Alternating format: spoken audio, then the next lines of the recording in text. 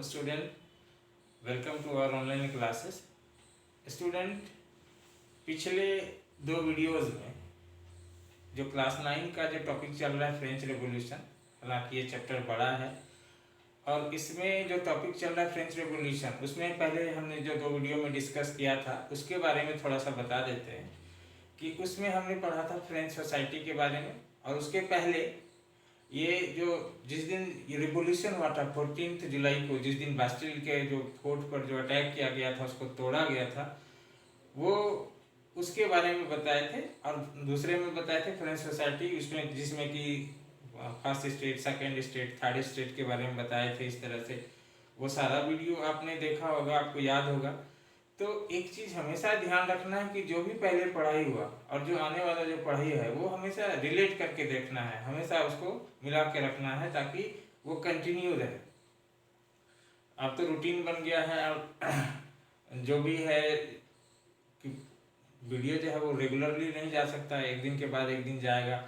तो आपकी मेमोरी में जो बातें पहले बताई गई है वो ये रहेगा, तब फिर आगे समझ में आएगा।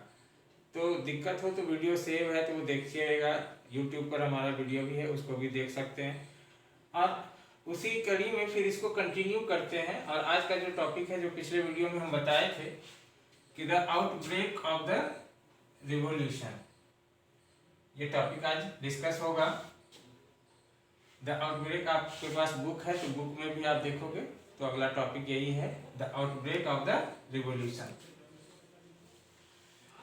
स्टूडेंट, जैसे कि ये कहानी जो है फ्रांस का जो रिवॉल्यूशन है वो उसमें बताए थे, ये क्रांति हुई थी 14 जुलाई को।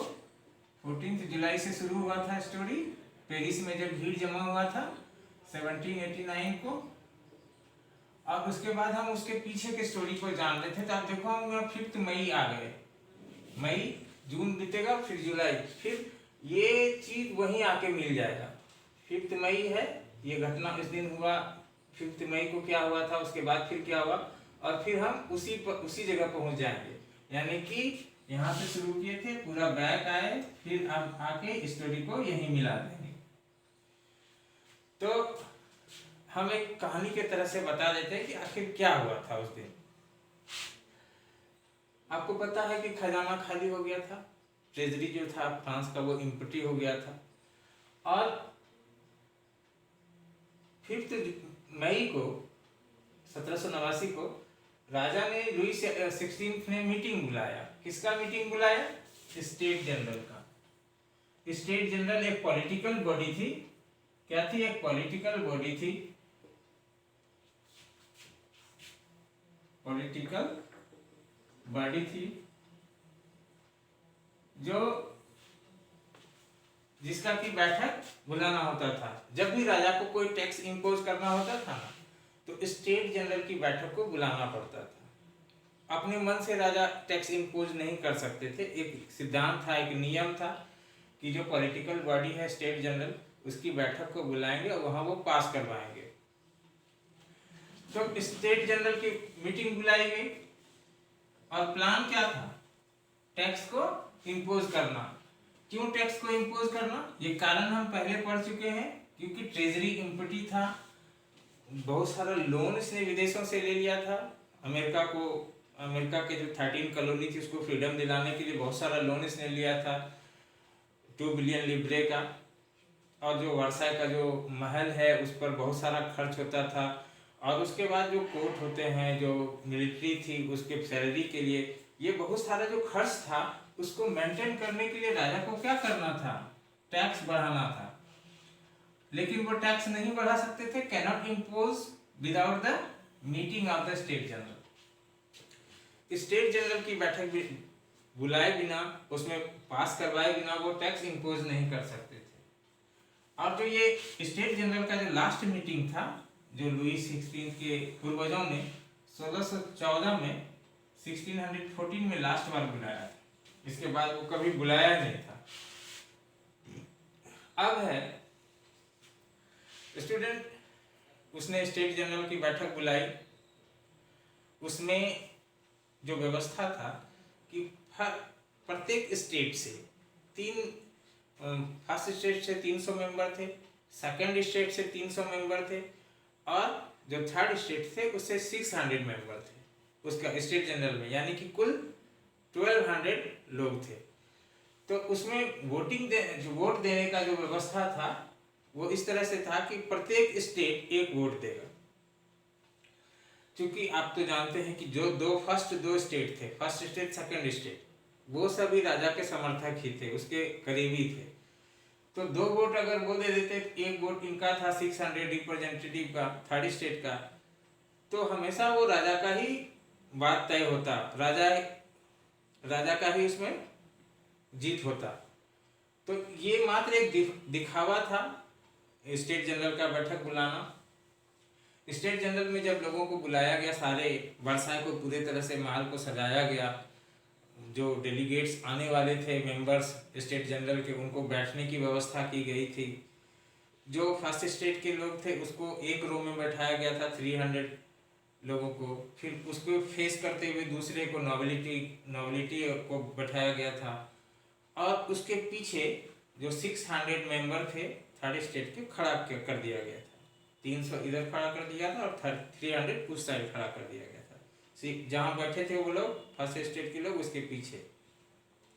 एक तो ये अपमानजनक बात थी, क्योंकि थर्ड स्टेट में जो लोग थे वो पैसे वाले थे, पढ़े लिखे लोग थे, उनको ये सिस्टम खड़ा करने वाला बेकार लगा, उसको बेइज्जती फील हुआ। उसके बाद जो पीजेंट्स वगैरह थे, जो फार्मर्स वगैरह थे, वो राजा के पास कुछ अपने बात को रखना चाहते थे। पुअर लोग, वुमेन्स लोग भी आई थी, तो उनको वो उसमें नहीं जाने दिया महल में, वो लोग बाहर ही हो गए। तो उन लोगों का 40,000 लेटर लेकर जो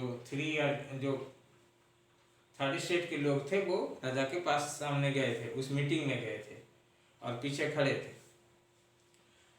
तो जैसे ही ये शुरू हुआ प्रोसेस, तो थर्ड स्टेट के लोगों ने कहा कि नहीं, पहले जिस तरह से वोटिंग होता था वैसे अब वोटिंग नहीं होगा, पूरा 1200 मेंबर एक यूनिट होगा और प्रत्येक मेंबर को एक वोट डालने का अधिकार होना चाहिए, जो कि डेमोक्रेटिक वे था किसी प्रपोजल को पास कराने का। तो राजा ने इस प्रपोजल को पास नहीं किया, बोला ये सब नहीं चलेगा। तो जो थर्ड स्टेट के लोग थे उसने बायकॉट कर दिया कि ठीक है, अगर मेरा बात नहीं सुना जाएगा, और जो लेटर जो थे जिसमें कि पीजेंट लोगों ने डिमांड अपना रखा था उसे भी राजा ने नहीं देखा, और दूसरा कि उसको बैठने का उस तरह से व्यवस्था खड़ा कर दिया था थर्ड स्टेट के मेंबर को, 2 कारण। और तीसरा जो इसने बात कहा कि एक आदमी को एक वोट डालने का अधिकार हो, उसको भी उसने नहीं माना राजा ने। तो जो थर्ड स्टेट के लोग थे वो बायकॉट कर दिए उसका, बोला कि ठीक है, आप मेरा बात नहीं मानेंगे तो हम इसमें प्रपोजल में भाग नहीं लेंगे, और वो लोग बाहर चले गए।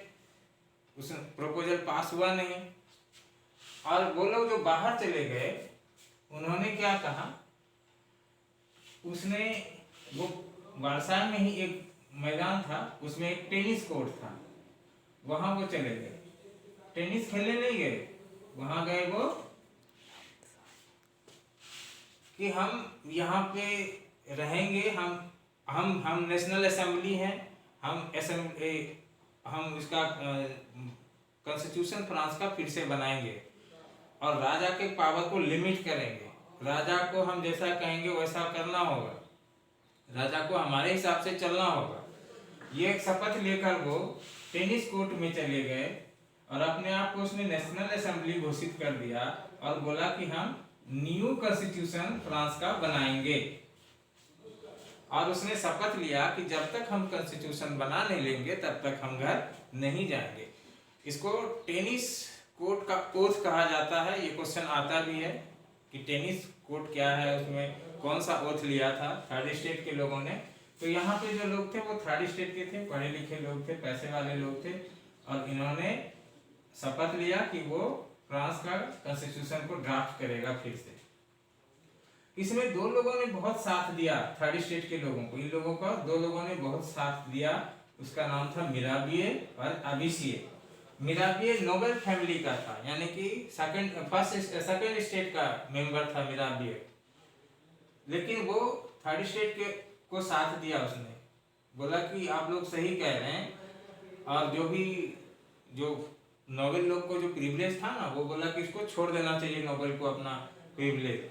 और आबिसिये था कैलर्जी ग्रुप स्टेट का, कैलर्जी, और इसने भी इसका साथ दिया था थर्ड स्टेट का। और उसने एक पैम्फलेट लिखा था, हैंडबिल जिसको कहते हैं, व्हाट इज थर्ड स्टेट। अब इस तरह से उस दिन का घटनाक्रम हो गया 5 मई का। उस दिन कुछ प्रपोजल नहीं हुआ। 20 जून को, 20 जून को ये लोग कॉन्स्टिट्यूशन बनाने के लिए चले गए और शपथ ले लिया। उसके बाद क्या हुआ कि जब नेशनल असेंबली यानी कि थर्ड स्टेट के लोग जब बिजी थे वर्साय में अपने न्यू कॉन्स्टिट्यूशन को ड्राफ्ट करने में, तो उस समय फ्रांस में का स्थिति बहुत उथल पुथल वाला हो गया था, बहुत खलबली मची हुई थी फ्रांस में। क्यों? क्योंकि तरह तरह की अफवाहें आ रही थी, और अफवाहों के कारण अफरा तफरी का माहौल था। और गड़बड़ी और एक क्या था कि उस बार विंटर जो काफी हार्श था, काफी ज्यादा ठंड पड़ा था, फसल सारा बर्बाद हो गया था, और पूरे देश में क्राइसिस चल रहा था। फूड ग्रेन्स का, अनाज का पूरा एकदम क्राइसिस था। उसमें जो लोग भी, अब कुछ लोग क्या किए कि मौका का फायदा उठाने लगे, उन्होंने जमाखोरी करना शुरू कर दिया। उससे क्या हुआ कि जो चीज़ था मार्केट में वो भी उसने बंद कर दिया, बोला सामान खत्म हो गया, तो रेट काफ़ी हाई हो गया, लोग परेशान हो गए। महिलाएं जो थी वो जो ब्रेड होता है उसको खरीदने के लिए बेकरी में घंटों घंटों लाइन में लगी रहती थी, और उसके बाद वो दुकानदार कहता था ब्रेड खत्म हो गया, और इस तरह से काफ़ी अराजकता फैल गया था। हर तरफ उथल पुथल एकदम खलबली जैसा माहौल हो गया था फ्रांस का। तो उस समय जब ये क्राइसिस चल रहा था, तो महिलाएं जो बहुत देर से जो खड़ी थी उसमें लाइन में ब्रेड के लिए, उसने को बहुत गुस्सा आया और उसने दुकान पे अटैक कर दिया। जो भी दुकान था सारा दुकान को लूट लिया महिलाओं ने। उसके बाद सेम टाइम में क्या हुआ कि राजा ने ऑर्डर दे दिया अपने ट्रूप्स को, सैनिकों को, कि जो स्थिति जो है उसको कंट्रोल करने के लिए ट्रूप्स भेजा। तो लोगों को लगा कि जो पब्लिक थे उनको लगा कि राजा ने हम पर अटैक करने का ये ऑर्डर दे दिया है। जो देखिए उस वही घटना है जो 14 जुलाई को जो हुआ था, सेम वही घटना है कि उस दिन भी यही हुआ था। अब हम घूम के उसी जगह पे आ गए कि जो भीड़ था उसने सोचा कि जो अफवाह फैल गई कि राजा ने ऑर्डर दे दिया है पब्लिक को मारने के लिए, तो जो एजिटेटेड क्राउड था उसने हथियार एम्यूनिशन की खोज में अब बास्टिल पर अटैक कर दिया और किला को तोड़ दिया, और ये महिलाओं ने जो है दुकानों पर अटैक कर दिया। ये दिन था 14 जुलाई 1789। उसके साथ साथ ये तो कंट्री में हुआ, शहर में। गांव में क्या खबर फैल गई कि जो जमींदार हैं उन्होंने अपने सिपाहियों को बुलाया है, अपने जो भी उसके बैंड ब्रिगेड वगैरह है सबको बुला लिया है, और किसानों का जो पका हुआ फसल है उसको वो आग लगा देगा, बर्बाद कर देगा। ये भी अफवाह फैल गया गांव में, कंट्री साइड में। और उन्होंने क्या किया, तो किसान लोग जो थे काफ़ी डर गए कि उसका जो फसल है वो लैंडलॉर्ड जला देंगे। तो उसने क्या किया कि उसके जो अटैक कर दिया, जो लैंडलॉर्ड वगैरह रहते थे उनके हवेली पर, उनका जो महल था, महल चटक फ्रांसीसी शब्द है, इसका मतलब होता है पैलेस, महल, कैसल, इस तरह से चटक्स पर किसानों ने यानी कि गांव के लोगों ने अटैक कर दिया, और वहां पे जो कुछ भी अनाज वगैरह था वो लूट लिया। जो भी कागजात वगैरह, पेपर वगैरह, डॉक्यूमेंट्स थे जिसमें कि लेनदारी देनदारी सबका जो हिसाब रहता था उसको जला दिया। और वो पूरा तहस नहस कर दिया उसने, उसके महल को, लैंडलॉर्ड के महल को। जब पूरा स्थिति नियंत्रण से बाहर आ गया, बाहर हो गया, पूरा कंट्री जो है वो रिवॉल्यूशन के, रिवोल्ट के मूड में आ गया था। और लुई 16 ने जब ये स्थिति को भांप लिया कि अब जो लोग उसका सुनने वाला नहीं है, तो उसने क्या किया कि जो नेशनल असेंबली ने जो कॉन्स्टिट्यूशन बनाया था तुरंत एक्सेप्ट कर लिया कि ठीक है, आपने जो आप जो बनाए हैं, जो किए हैं, उसको हम एक्सेप्ट कर लेते हैं।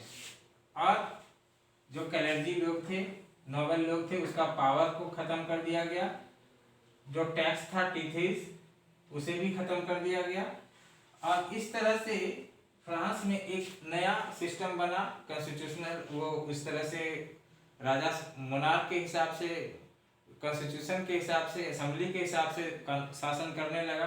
राजा तो था ही अभी। और उसने इस तरह से जो फायदा हुआ, जो जिसने कि क्लर्जी वगैरह के पास जो जमीन था वो सब राजा के पास चला गया, इसने बहुत सारा पैसा दिया। अब इस तरह से कहा जाता है कि 2 बिलियन लिब्रे जो क्लर्जी और नोबिलिटी ने उसको राजा को दिया जमा करने के लिए। तो इस तरह से बहुत ज़्यादा धन इकट्ठा हो गया। और स्टूडेंट, ये जो नेक्स्ट वीडियो है, नेक्स्ट वीडियो में हम लोग पढ़ेंगे फ्रांस बिकम कॉन्स्टिट्यूशनल मोनार्की। एक बार फिर से एक बार इसको रिकैप कर देते हैं कि किस तरह से लुई 16 ने 5 मई को मीटिंग बुलाया स्टेट जनरल का। उसने प्लान किया था टैक्स को इम्पोज करने का, वो लेकिन टैक्स इम्पोज नहीं कर सकते थे बिना स्टेट जनरल के बैठक को बुलाए। और चूंकि लास्ट मीटिंग 1614 में हुआ था, उसके बाद कोई मीटिंग नहीं हुई थी। और उस मीटिंग में क्या हुआ कि प्रपोजल ऑफ न्यू टैक्स का रखा गया। उसमें 300 रिप्रेजेंटेटिव थे फर्स्ट स्टेट के, और सेकंड स्टेट के 300, फर्स्ट स्टेट के 300 और सेकंड स्टेट के 300 ये मेंबर थे। 600 रिप्रेजेंटेटिव था थर्ड स्टेट का। ये लोग वहाँ गए थे मीटिंग में, जहाँ वो 40,000 लेटर्स को लेके गए थे। किसका लेटर लेके गए थे? पुअर और पीजेंट्स वगैरह का, जिसमें उसका बहुत सारा डिमांड वगैरह था। लेकिन जो वोट देने का सिस्टम था पहले से जो चला आ रहा था, उसमें यह था कि प्रत्येक स्टेट जो है एक वोट देगा।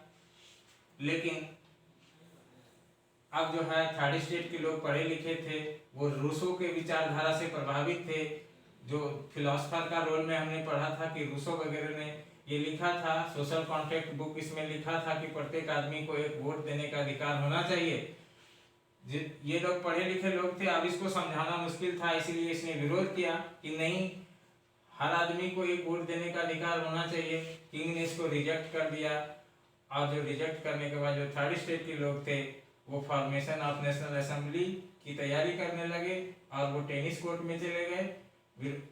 और वहाँ उसने एक न्यू कॉन्स्टिट्यूशन को ड्राफ्ट करने का शपथ लिया, जिसमें कि मिराबियो और आबेसी ने उसका साथ दिया था। उसी समय फ्रांस में जो है वो इसका स्थिति काफी गड़बड़ा गया, टर्मोइल हो गया। टर्मोइल मतलब क्या होता है? खलबली, उथल पथल, उथल पुथल, उथल पुथल मचा हुआ था। और इस तरह से शहर में क्या हुआ और गांव में क्या हुआ, ये सारा चीज क्लियर हो गया। अब नेक्स्ट वीडियो में हम देखेंगे कि फ्रांस बिकम कॉन्स्टिट्यूशनल मोनार्की। ठीक है स्टूडेंट? ओके।